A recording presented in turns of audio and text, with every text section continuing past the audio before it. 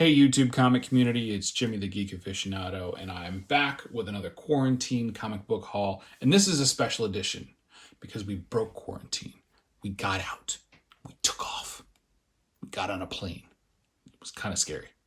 But we went to Las Vegas because my brother-in-law was getting married and we were there to support him. And what do? I'm a hunter, so I'm going to hunt. And it happened to be the first day that Las Vegas was open to the general public in their phase one. They opened up some retail shops, which included comic book shops, which there were obviously some stipulations. You had to wear a mask, you had to stay the heck away from other people. There was a limited number of people per store that could be, based on square footage. And let's get to the books. One store that I hit was called Fandomverse Comics. And this, if you're in Las Vegas, this store is up on North Tenaya Way. It's up off the 95 freeway? Yeah, up off the 95 freeway on the west side of town. And they had a few cool things. It wasn't, a tremendous shop, but it was modest, and they had some decent stuff. And they had a sale on back issues. So I was able to pick up this Red Sonja She-Devil with a sword Mark Silvestri cover, which I thought was pretty cool, with her slaying a giant crocodile type thing.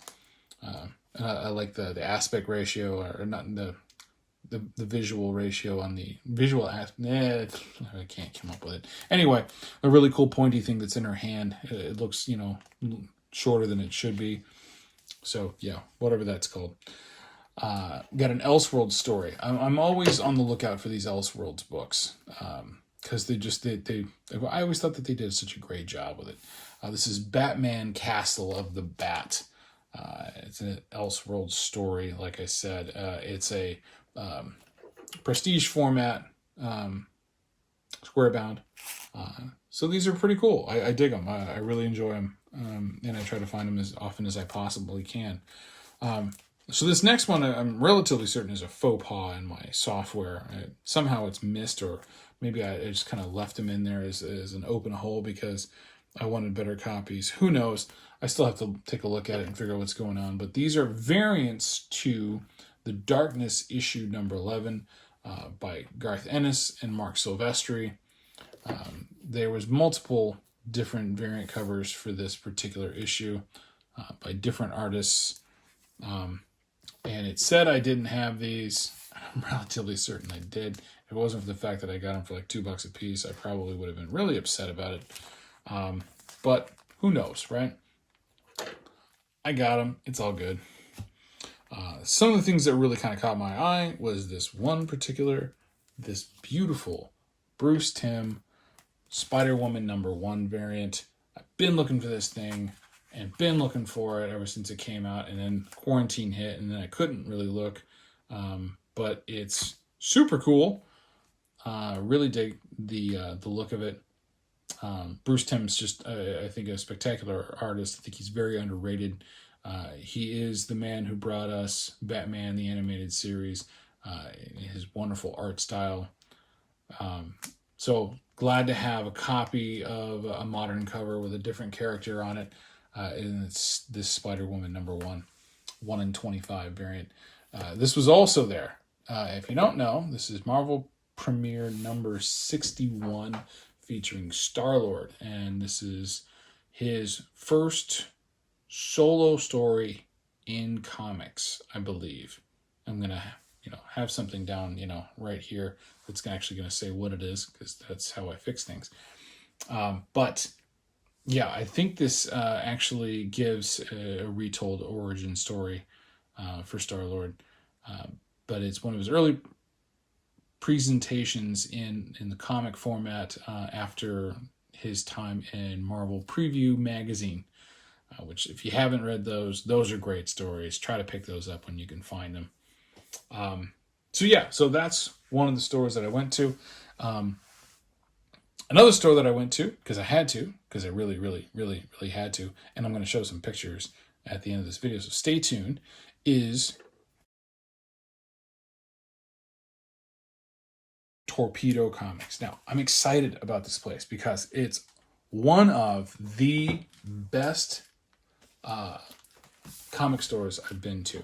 And the reason I say that is because as somebody who's worked in the retail industry and who has done the kind of modeling work that for stores that I have, it really kind of it puts a smile on my face when I think about it, because so many comic book stores are so underserved in the way that they are designed, the way they're laid out, the way the marketing and the merchandising is done.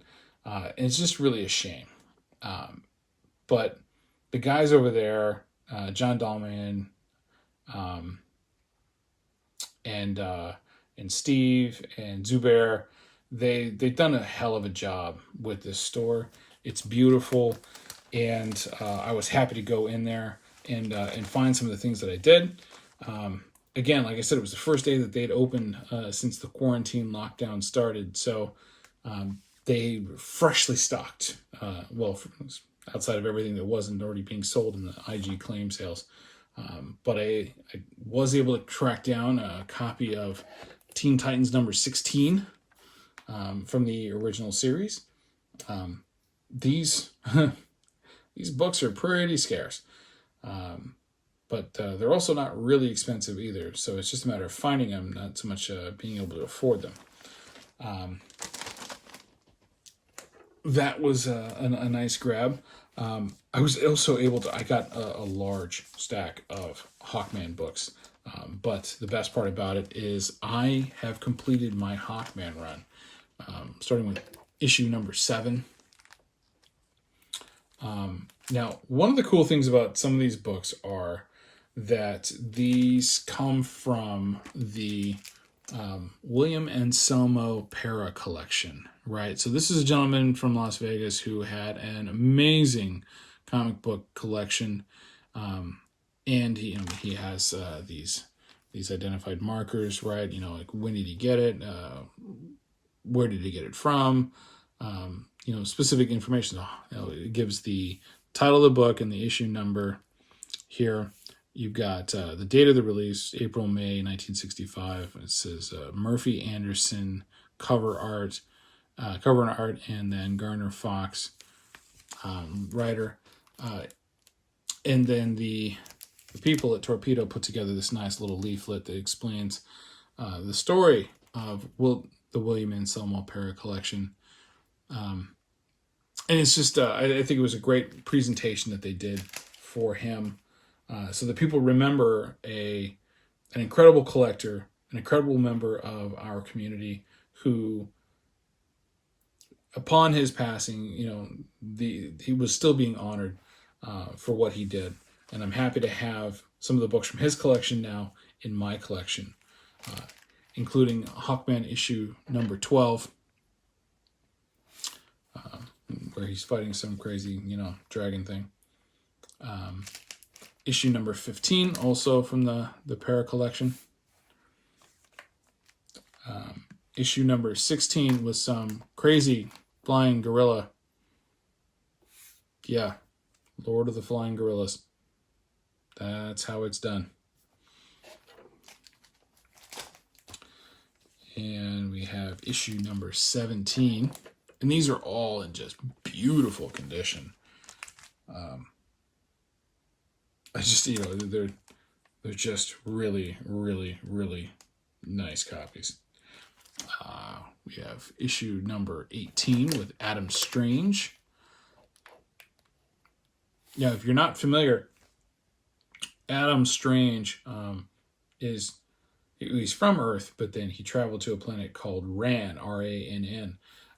And Hawkman is actually from a planet called Thanagar.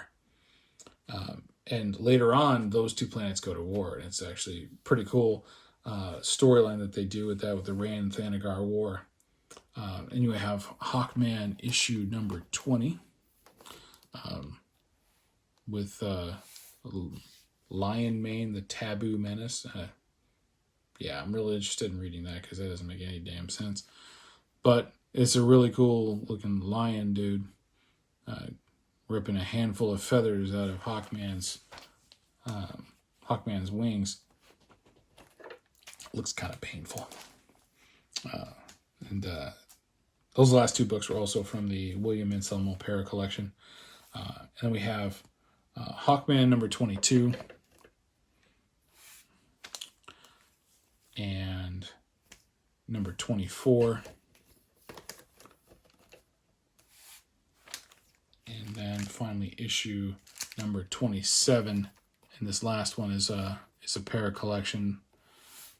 So this finishes off my Hawkman run. I now have 1 through 27, and I couldn't be happier to be able to finish off a Silver Age run like that, especially with such beautiful copies. And I didn't actually have to, take out a second mortgage or try to do something at the craps tables to make up for it. So that is almost all. Because I saw this and I couldn't turn it down. This is Phantom Stranger number 1. And I mean, if you look at the blacks, they're just absolutely gorgeous. There's a slight color breaking crease right down here on this corner. But otherwise, this book is just beautiful and absolutely beautiful. Again, got it for a good price. Can't complain. They were running a sale, and I was able to benefit from that sale. So this concludes my Quarantine Comic Haul Vegas edition. I'd like to thank everybody for tuning in and checking it out, and we'll see you soon.